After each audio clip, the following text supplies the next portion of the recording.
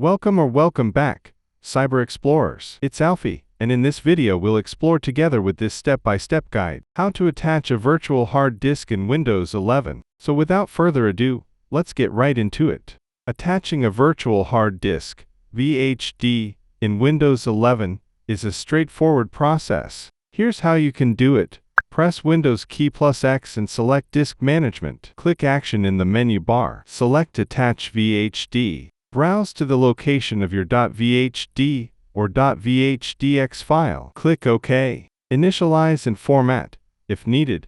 If the disk is new, right-click it and select Initialize Disk. Choose GPT or MBR as the partition style. Right-click the unallocated space and select New Simple Volume. Follow the wizard to assign a drive letter and format the disk. Once attached, the VHD will appear in File Explorer like a regular drive.